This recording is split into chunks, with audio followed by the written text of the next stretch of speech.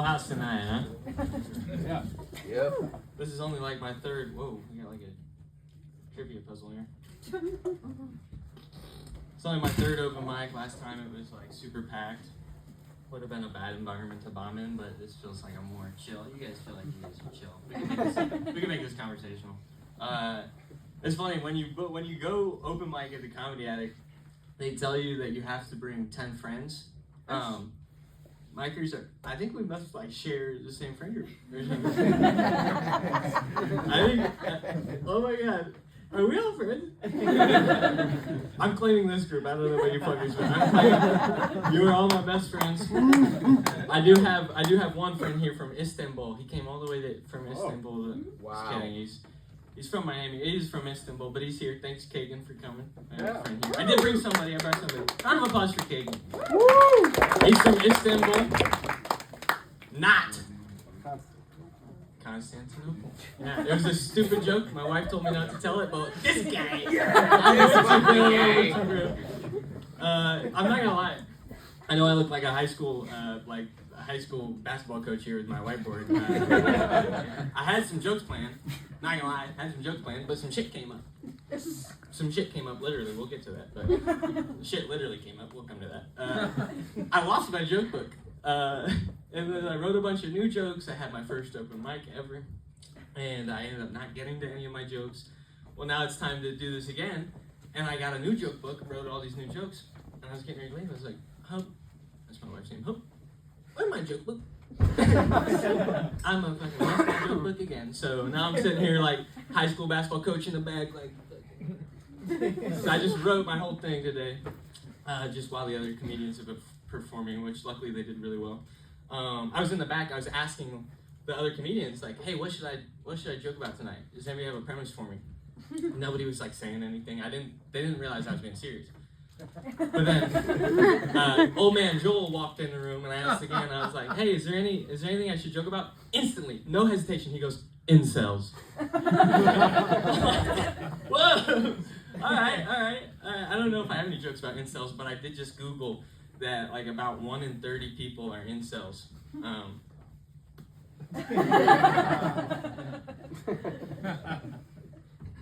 Found it.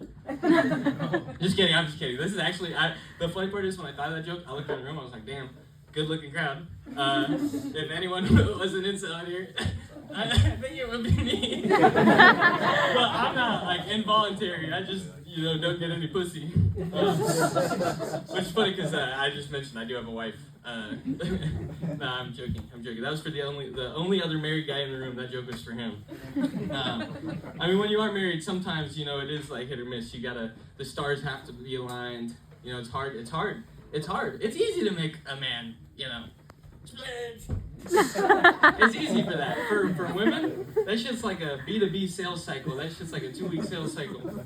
It starts when you like write that haiku in her lunchbox, Starts 2 weeks earlier when you write that little note. And then it picks up, the door opens the day of when you're like, how was your day? And then Mercury has to be in retrograde and all that stuff. I was like, oh, your Pluto's rising. Is that the one where we fuck? I have another joke that I just thought of called boner periods. Should I tell that joke? I said, fuck yeah, okay. Like there's this mythos that women, their periods may align, right? And I was thinking, what if the same thing happened with dudes? With our boners? And I think we all know that's not true, but then I was like, wait a minute, it might be true, so I need to conduct a science experiment. Guys, do you wake up every morning with just like a hard cock? Yeah. I heard it, yeah. I think we're all synchronized, gentlemen. I think we wake up and I'm like, roger that, yep, okay. Let me call my buddy. Are you? Yes? Okay. Let's lock in.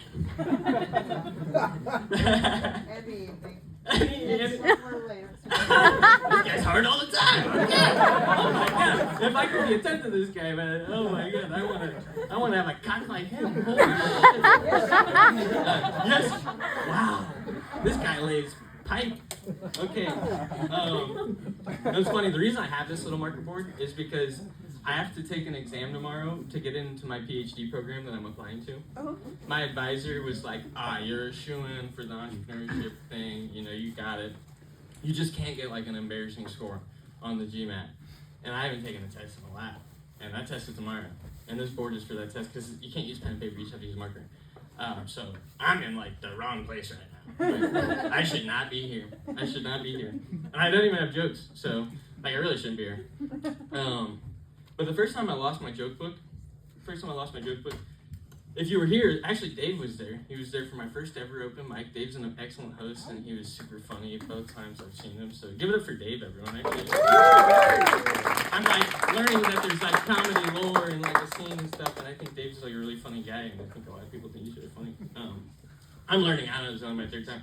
But he knows that I lost my joke book at the top of a mountain in India.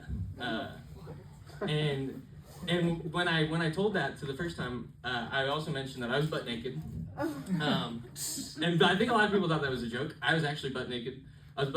Is that my first one? First one? Yeah, okay. I was actually butt naked twice that day. It wasn't a joke. Once at the top of a mountain in rural southern India. I was using one of their public bathrooms. I don't know if anyone's ever here. Is anyone here from India? Or been to India? Okay. But their bathrooms, you have to like squat in the toilet, and like when you squat, I don't know if you know this, but when your pants reach your ankles, it makes like a natural shit receptacle that could just. And so I just have no confidence to let it rip, so I just got butt ass naked in the bathroom, and it was a crazy explosive shit because I'm not gonna lie, I have a bunch of Indian friends. I was really embarrassed to tell them this, but I did have dysentery. I was shooting blood in the middle of the top of a mountain in India, and the next time I was butt naked that day, I woke up in the middle of my hotel room, and I was butt naked in my bed, my hotel room.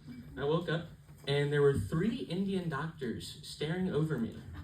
My wife had actually been really worried about my condition, so she called, and thank God she did. I think she saved my life. So I'd ask you to give it up, but I'm out of time. Don't give it up for my wife, but she's awesome. She saved my life. I had dysentery, but there were 3 Indian doctors looking up at me, and I don't know if you guys know about the Indian head nod. There's this thing, Indian people, they have a nod. It's cool. It's just a thing that they have.